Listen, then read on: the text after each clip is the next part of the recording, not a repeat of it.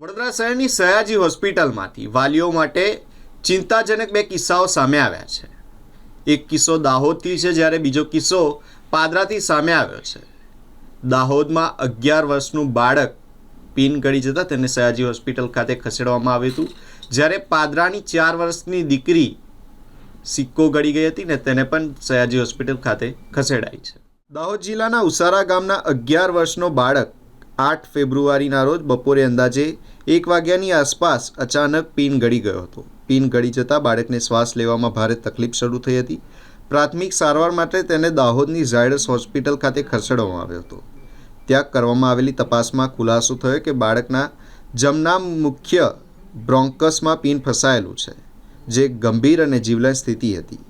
વિદેશી પદાર્થ કાઢવા માટે ઓપરેશન બ્રોન્કોસ્કોપી જેવી ઉચ્ચ જોખમી પ્રક્રિયા જરૂરી હોવાથી તેને ઝાયડસ હોસ્પિટલના તબીબોએ વડોદરાની SSG હોસ્પિટલમાં રિફર કર્યો હતો. સયાજી હોસ્પિટલના ENT વિભાગના તજજ્ઞ તબીબોએ 8 ફેબ્રુઆરી 2026ના રોજ સાંજે સફળ ઓપરેશન કરી બાળકના શ્વાસનળીમાંથી પીન કાઢી લઈ બાળકને જીવલેણ સ્થિતિમાંથી બચાવવામાં આવ્યો અને હાલ તેની તબિયત સ્થિર હોવાનું જાણવા મળ્યું છે. દાહોદથી લાવવામાં આવેલા બાળકના થોડાક જ કલાકો બાદ પાદરાથી પણ એક આવો જ કિસ્સો સામે આવ્યો. નાનકડી બાળકી જે સિક્કો ગળી ગઈ હતી તેને સયાજી હોસ્પિટલ ખાતે ખસેડવામાં આવી હતી, જે બાળકીની સારવાર પણ ખૂબ જ પડકારરૂપ હતી. ત્યારે સયાજી હોસ્પિટલના ENT વિભાગના તબીબોએ કાળજીપૂર્વક આ બાળકીની સારવાર કરી તેનો પણ જીવ બચાવી બાળકીને નવજીવન આપ્યું હતું. એક જ દિવસમાં સયાજી હોસ્પિટલમાં આવેલા બંને કિસ્સા નાના બાળકોના વાલીઓ માટે ચિંતારૂપ છે. ખાસ કરીને રજાના દિવસો અને વેકેશન દરમિયાન વાલીઓએ પોતાના નાના બાળકને ખાસ ધ્યાન રાખવાની જરૂર છે.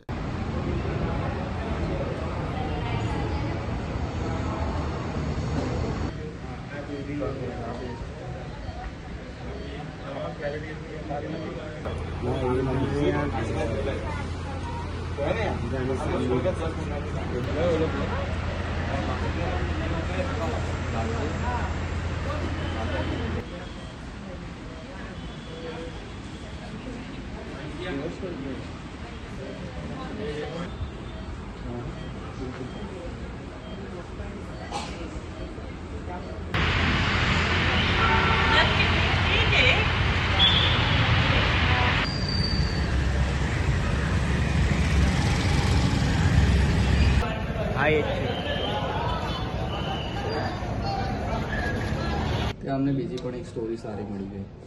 કશ્મીરી પેશન્ટ મળી ગયો.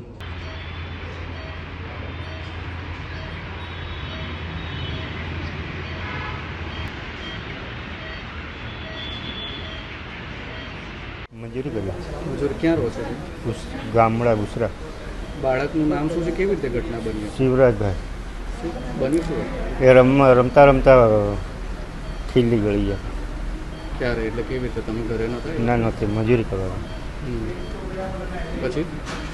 પછી અમે મજૂરી ટ્રેક્ટર ભરીને આપેલા પથ્થરનું ને અમારા ઘરના પાસે ફોન કર્યો છોકરા હારે, તો પછી અમે રસ્તામાંથી પાછા દાહોદ લઈને ગયા. શું કીધું? અહીંથી તપાસ કરીને કીધું કે અહીંથી બરોડાની તો દાહોદ અમદાવાદ લઈ જવું પડશે, અહીં નહીં થાય. એને તો સારું, પછી તાત્કાલિક પ્રાઇવેટ ગાડી કરીને અમે અહીંયા લખાય. અહીંયા આવશે શાંતિથી સેવા થઈ ગઈ. ઓપરેશન થઈ હા થઈ ગઈ. બહાર કેટલો ખર્ચો થાય?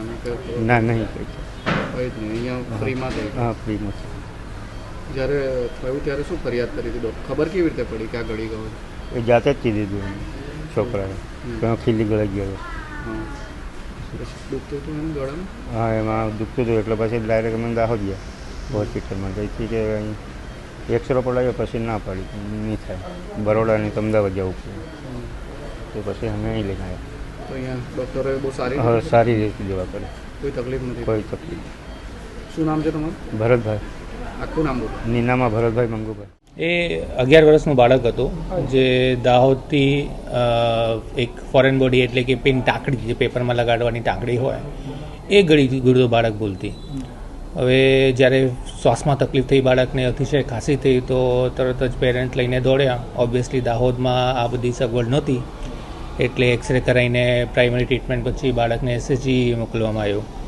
ત્યારે અમે ફરી ફ્લેક્સિબલ બ્રોન્કોસ્કોપ અને રિજિડ બ્રોન્કોસ્કોપથી તપાસ કરી ત્યારે બાળકના રાઈટ મેઇન બ્રોન્કસ એટલે કે જે જમણી બાજુની જે ફેફસાને સપ્લાય કરતો બ્રોન્કસ હોય ત્યાં એ ટાંકડી ભરાઈ ગઈ હતી. ખાસી ઝુંબેશ પછી જનરલ એનેસ્થેસિયા આપ્યા પછી 45 મિનિટથી 1 કલાકના પ્રોસિજરમાં પેશન્ટની ફોરેન બોડી સક્સેસફુલી બહાર કાઢવામાં આવી બ્રોન્કોસ્કોપીથી અને પેશન્ટ હવે સારું છે, સારું રિહેબિલિટ થાય છે અને ગ્રેજ્યુઅલી ઇમ્પ્રૂવ થઈ રહ્યું છે. આ પ્રકારના જે ટ્રીટમેન્ટ છે કેટલી ક્રિટિકલ હોય છે અને પેશન્ટની શું સિચ્યુએશન તે વખતે હોય? બહુ જ ક્રિટિકલ હોય, કેમ કે શ્વાસની એક એવી જગ્યા હોય જ્યાંથી ઓબ્વિયસલી બાળક અને બધા મોટા લોકો બી શ્વાસ લેતા હોય. છોકરાઓ માટે કેમ કે શ્વાસનળીનો સાઇઝ બહુ નાનું હોય અને એમની લંગની કેપેસિટી ઓછી હોય, એના માટે એ ટાઈપની કોઈ બી ફોરેન બોડી એ ટાઈપના બાળકો માટે જીવલેવી થઈ શકે છે, વેરી ડેન્જરસ થઈ શકે છે અને ઘણીવાર બાળક જો રાઈટ ટાઈમે અહીંયા ના પહોંચી શકે તો એનું જીવન બી જઈ શકે છે. તો અત્યારે શું સિચ્યુએશન છે બાળકની? હમણાં બાળક એકદમ સ્ટેબલ છે. ધીરે ધીરે કરીને એન્ટીબાયોટિક્સથી અમે એનું ચેસ્ટમાં ઇન્ફેક્શન છે એ બધું ટ્રીટ કરી રહ્યા છે, તો એ સારી રીતે ઇમ્પ્રૂવ થઈ રહ્યું છે. સર, આવા સમયમાં માતા પિતાએ શું ધ્યાન રાખવું જોઈએ, સ્પેશિયલી આ વેકેશનના સમયમાં? તો ઘણી બધી સ્ટડીઝ ભૂતકાળમાં આખા દેશમાં ને દુનિયામાં થઈ ચૂકી છે, જેમાં એ જાણવા મળે છે કે વેકેશન દરમિયાનમાં શનિ રવિમાં અને સ્પેશિયલી જ્યારે ઉનાળાનું વેકેશન આવી રહ્યું છે ત્યારે આ ટાઈપના ફોરેન બોડીઝ છોકરાઓમાં બહુ કોમનલી જોવા મળે છે. કેમ કે ઓબ્વિયસલી બાળકો ઘેરે હોય, ઘણીવાર એટલી બધું ઇન્ટેન્સિવ એટમકી કેર ના થઈ શકે, સ્કૂલના ટીચરો બી ઓબ્વિયસલી ના હોય એટલે ઘરે થોડા બાળક એકલો ફરતા હોય, વસ્તુઓથી રમતા હોય, તો એ ટાઈપમાં ફોરેન બોડીઝના કિસ્સાઓ એના પ્રિવલન્સ બહુ વધી જાય છે અને બાળકોના પેરેન્ટ્સને અને ગાર્જિયન્સને બહુ ધ્યાન રાખવાની જરૂર છે કે આ ટાઈપની કોઈ બી શાર્પ વસ્તુ બાળકોના સ્પેશિયલી નાના બાળકોના રીચથી બહાર રાખે. એ 5-6 કલાક પછી જે પેનવાળું જે પેશન્ટ આવ્યું, 3 વર્ષનું બાળક, પાદરાથી ગળામાં સિક્કો ફસાઈ ગયો એવી રીતે તરત જ અમારી પાસે આવ્યો.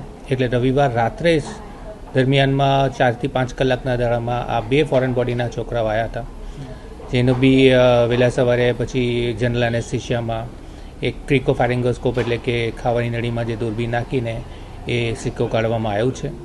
તો આ ટાઈપના કિસ્સાઓ અને વેકેશનમાં શનિ રવિના વેકેશનમાં જ્યારે હવે ઉનાળાનું વેકેશન જેવી રીતે આપણે ડિસ્કસ કર્યું, સમર વેકેશન આવી રહ્યું છે, ત્યારે આ ટાઈપની ફોરેન બોડીઝના કિસ્સાઓ બહુ જ કોમનલી જોવા મળે છે. તો પેરેન્ટ્સને થોડું વધારે ધ્યાન રાખવાની જરૂર છે, સ્પેશિયલી આ નાના છોકરાઓના કેસીસમાં.